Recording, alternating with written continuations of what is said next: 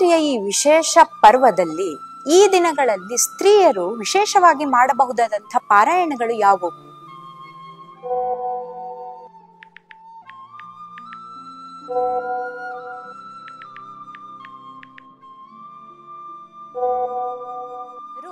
ನವರಾತ್ರಿಯ ಈ ಒಂದು ವಿಶೇಷ ಪರ್ವ ದಿನಗಳಲ್ಲಿ ಸ್ತ್ರೀಯರು ಮಾಡಬಹುದಾದಂತಹ ಪಾರಾಯಣಗಳು ಅಂತ ಕೆಲವುಗಳನ್ನ ಹಿರಿಯರು ತಿಳಿಸ್ತಾರೆ.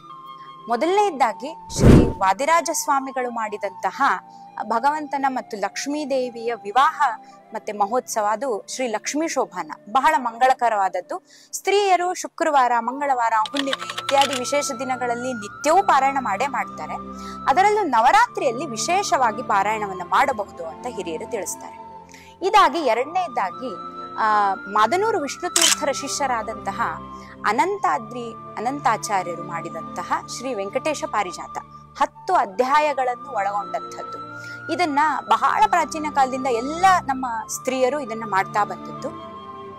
ವರವೈಕುಂಠದಿ ಬಂದವಗೆ ಎಂಬುವಂತಹ ಈ ಸುಪ್ರಸಿದ್ಧವಾದಂತಹ ಹಾಡು ಇದೇ ಅನಂತಾಚಾರ್ಯರ ವೆಂಕಟೇಶ ಪಾರಿಜಾತದಿಂದ ಆಯ್ದುಕೊಂಡಂಥದ್ದು.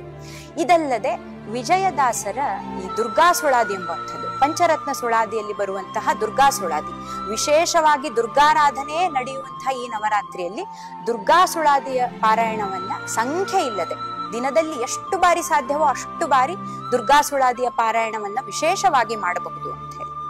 ಇದಲ್ಲದೆ ಇನ್ನೂ ಸಮಯವನ್ನ ತೆಗಿಬಹುದು ಪಾರಾಯಣಕ್ಕಾಗಿ ಸ್ತ್ರೀಯರು ಅಂತ ಅವಕಾಶವಿದ್ರೆ ಮಾತ್ರ ಶ್ರೀ ಲಕ್ಷ್ಮೀ ಹೃದಯ ಮತ್ತು ನಾರಾಯಣ ಹೃದಯದ ಪಾರಾಯಣವನ್ನ, ಅದರಲ್ಲೂ ಸಂಪುಟೀಕರಣದ ಪಾರಾಯಣವನ್ನ ತಿಳಿಸ್ತಾರೆ. ಅದು ಸಾಧ್ಯವಿಲ್ಲ ಅಂತಂದ್ರೆ ಒಂದು ಬಾರಿ ಆದರೂ ಶ್ರೀ ನಾರಾಯಣ ಹೃದಯ ಮತ್ತು ಲಕ್ಷ್ಮೀ ಹೃದಯದ ಪಾರಾಯಣವನ್ನ ಅವಶ್ಯವಾಗಿ ಮಾಡಬೇಕು, ಅದು ವಿಶೇಷವಾಗಿ ನವರಾತ್ರಿಯಲ್ಲಿ ಅಂತ ಹೇಳಿ. ಇದನ್ನ ನಮ್ಮ ಪ್ರಾಚೀನರು, ಅದರಲ್ಲೂ ಮಹಿಳೆಯರು ಮೊದಲಿನಿಂದ ಆಚರಣೆಯಲ್ಲಿ ಮಾಡ್ಕೊಂಡು ಬಂದದ್ದು. ಎಷ್ಟು ಸಾಧ್ಯವೋ ಅನುಕೂಲಕ್ಕೆ ತಕ್ಕಂತೆ ಆದರೂ ನಾವು ಇಂದಿನವರು ಇದನ್ನ ಮಾಡಿಕೊಂಡು ಹೋಗಬಹುದು ಎಂಬುವಂಥ ವಿಷಯ.